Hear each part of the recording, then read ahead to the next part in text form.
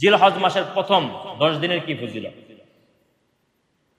আবু হুরায়রা রাদিয়াল্লাহু তাআলা আনহু থেকে বর্ণিত, জান আবি হুরায়রা রাদিয়াল্লাহু তাআলা আনহু আন্না নবী সাল্লাল্লাহু আলাইহি ওয়াসাল্লাম قال ما من ايام احب الى الله ان يتعبد فيها من عشر ذي الحج يعدل صيام كل صيام منها بصيام سنة وقيام كل ليلة منها بقيام ليلة القدر। আবু হুরায়রা রাদিয়াল্লাহু তাআলা আনহু থেকে বর্ণিত, হুজুর পাক সাল্লাল্লাহু আলাইহি ওয়াসাল্লাম বলেন, 360 দিনের ভিতরে সবচেয়ে প্রিয় দিন, আমলের জন্য সবচেয়ে গ্রহণযোগ্য আমলের দিনগুলোর মধ্যে 10 দিন আল্লাহ রাব্বুল আলামিনের কাছে সবচেয়ে প্রিয় আহাব্ব। এই 10 দিন কোন 10 দিন? এই জিল হজের প্রথম 10 দিন ইবাদতের জন্য আল্লাহ রাব্বুল আলামিনের কাছে সবচেয়ে বেশি প্রিয়। সাহাবা যখন জিজ্ঞেস করলেন, ওয়ালাল জিহাদু ফি সাবিলিল্লাহ, হে আল্লাহর রাসূল, আল্লাহর রাস্তায় জিহাদ করার চেয়েও বেশি কি ফজিলত?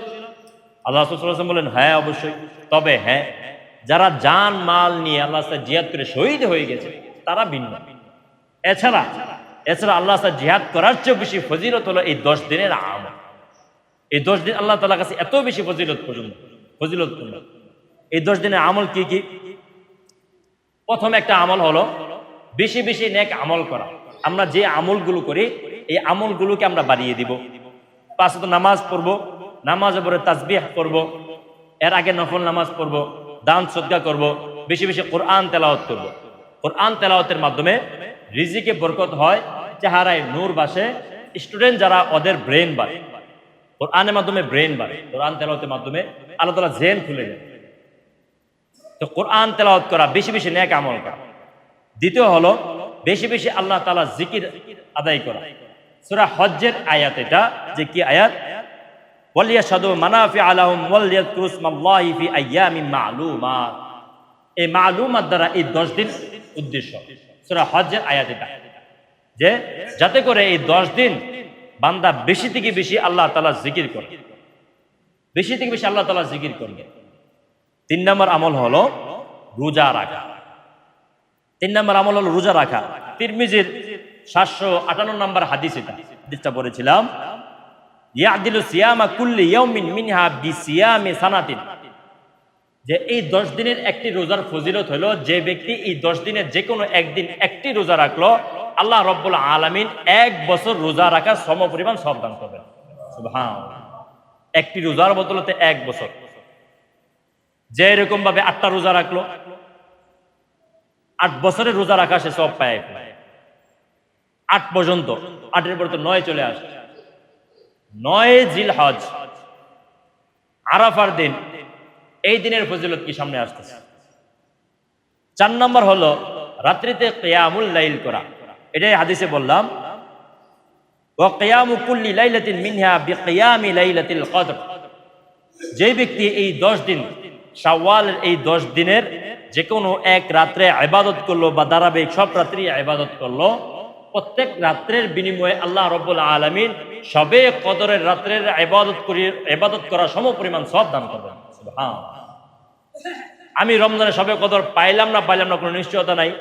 শবে কদর তো 21 হইতে পারে, 23 হয়, 25 হয়, 27 হয়। কিন্তু আল্লাহ রাসূল সাল্লাল্লাহু আলাইহি ওয়াসাল্লাম হাদিসে জানাই দিলেন যে তুমি যদি এই দিনের রাত্রিতে কিয়ামুল লাইল করো, তাহাজ্জুদের নামাজ পড়ো, তাহলে শবে কদরের রাত্রে ইবাদত করা সমপরিমাণ সওয়াব পেয়ে যাবে। সুতরাং আমরা কিয়ামুল লাইল করি। যদি আমি তাহাজ্জুদের সময় উঠতে একান্ত নাই পারি, তাহলে কমপক্ষে আশার নামাজ পড়ে 2-4 রাকাত নামাজ পড়ে আমরা শুইব। 2-4 রাকাত নামাজ পড়ে আমরা শুইব কিয়ামুল লাইলের নিয়ত করে। আর যদি আমরা তাহাজ্জুদের সময় উঠতে পারি, আলহামদুলিল্লাহ, নূরুন আলা নূর, তো বলতে হয় না ফজিলতের কথা। এই জন্য সকলেই সদা সর্বদা চেষ্টা করব, কমপক্ষে তাহাজ্জুদের নামাজ পড়তে না পারলেও এশা নামাজের পরে 2 করে 4 রাকাত বাড়তে কিয়ামুল লাইল তাহাজ্জুদ নামাজের নিয়তে আদায় করে নেয়। এরপরে হলো আমরা যারা কোরবানি করব তারা এই যে 1 তারিখ শুরু হওয়ার আগেই নখ, মুছ, আমাদের অঙ্গ প্রত্যঙ্গে যেগুলো কাটার এগুলো আমরা কেটে নিব। এই 10 দিন আমরা আর কেউ নখ কাটবো না, মুছ বা রেউমাবে চুল দাড়িতে কেউ আমরা হাত দিব। যারা কুরবানি করবে না ওরা সুন্নত হিসাবে করতে পারে, সুন্নত হিসেবে রাখতে পারে, এরা মাঝখানেও কাটতে পারবে, কোনো সমস্যা নেই। তবে যারা কুরবানি করবে ওরা এই 10 দিনের আগেই সবকিছু কাটবে। এরপরে কুরবানি দেওয়ার পর আবার নিজের শরীরকে পরিষ্কার করবে, এর মাঝখানে মুছে বা দাড়িতে বা নখে হাত দিবে না। 6 নম্বর হলো আরাফার দিনের রোজা। আরাফার দিনের রোজার ফজিলতটা কি? আরাফার দিন কবে? ওই যে 9 জিলহজ, এটাই আরাফার দিন। 9 জিলহজ ঈদের আগের দিন। এই দিনের ফজিলত হলো রাসূলুল্লাহ সাল্লাল্লাহু আলাইহি ওয়াসাল্লাম বলেন, সিয়ামু ইয়াউমি আরাফা আহতাসিবু আলাল্লাহ আন ইউকাফিরা সানাতাল্লাতী ক্বাবলা ওয়া সানাতাল্লাতী বা'দা। যে ব্যক্তি আরাফার দিনের একটি রোজা রাখলো, আল্লাহ রাব্বুল আলামিন তার পিছনের 1 বছরের গুনাহ মাফ করে দিলেন। শুধু তাই নয়, সামনের 1 বছরের গুনাহও মাফ। সুবহানাল্লাহ। আরাফার দিনের রোজা রাখার মাধ্যমে পিছনের 1 বছরের গুনাহ মাফ, সামনের 1 বছরের গুনাহ মাফ।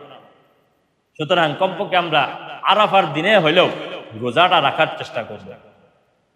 এরপরে বেশি থেকে বেশি তাকবীর, আল্লাহ তাআলা তাসবিহ আদায় করা, যেটা বলেছিলাম 3 নম্বরে। তাসবিহটা কি? সুবহানাল্লাহ ওয়ালহামদুলিল্লাহ ওয়ালা ইলাহা ইল্লাল্লাহু আল্লাহু আকবার। তাহলিল, তাহমিদ, এরকম ভাবে তাসবিহ তিনটা একসাথে। সুবহানাল্লাহ ওয়া বিহামদিহি, সুবহানাকাল্লাহুম্মা ওয়া বিহামদিকা, সুবহানাল্লাহ ওয়ালহামদুলিল্লাহ ওয়ালা ইলাহা ইল্লাল্লাহু আল্লাহু আকবার। সুবহানাল্লাহ ওয়ালহামদুলিল্লাহ ওয়ালা ইলাহা ইল্লাল্লাহু আল্লাহু আকবার। এই তাসবিহটা আমরা বেশি থেকে বেশি আদায় করি। যখন এই 10 দিন শুরু হইতো, সাহাবা আজমাইন এবং তাবিন আজমাইন ওনারা বাজারে গিয়ে জোরে জোরে এই তাসবিহ পাঠ করতেন। কেন?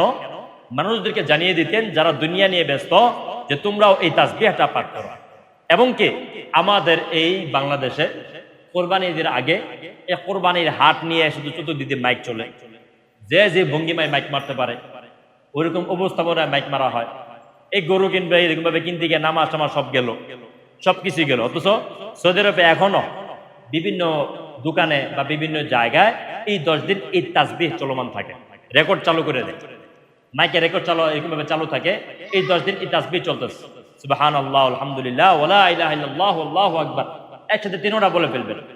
এই জন্য বেশি থেকে বেশি এই তাসবিহ পাঠ করা, বেশি থেকে বেশি তাসবিহ পাঠ করা। আল্লাহ রাব্বুল আলামিন বাকি আর যে কয়টা আছে এগুলা সামনের জুমাতে আলোচনা করা হবে, সামনের জুমা আলোচনা বিষয়।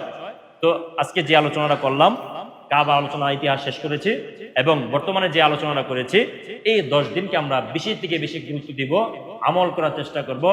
5 ওয়াক্ত নামাজ তো কেউই ছাড়বো না, কেউই ছাড়বো না। এই যে হাট কিনতে গিয়ে দলে দলে গরু কিনতে গিয়ে যাই, গরু কিনতে গিয়ে এক ফরজ আদায় করতে গিয়ে, এক ওয়াজিব আদায় করতে গিয়ে ফরজ ছুটে গেল, বলে যে না শরীরে গোবর আছে, নাপাক আছে, এটা বলে নামাজ ছুটে দিই। নামাজ আমরা কেউ ছাড়বো না, কমপক্ষে 10 দিন নামাজ আমরা কেউ ছাড়বো না, তাসবিহ ছাড়বো না, আমলে গতি বাড়ায় দেব, রোজা রাখার চেষ্টা করব, রাত্রে তাহাজ্জুদের নামাজ পড়ার চেষ্টা করব, কোরআন তেলাওয়াত করার চেষ্টা করব, বেশি থেকে বেশি সদকা করার চেষ্টা, এরকম ভাবে চেষ্টা করব। আল্লাহ রাব্বুল আলামিন আমাদের সকলকে এই 10 দিনকে পরিপূর্ণভাবে গুরুত্ব দিয়ে আমল করার তৌফিক দান করুন। সকলে বলি আমিন আমিন। ওয়া আখিরু দাওয়ানা আলহামদুলিল্লাহি রাব্বিল আলামিন।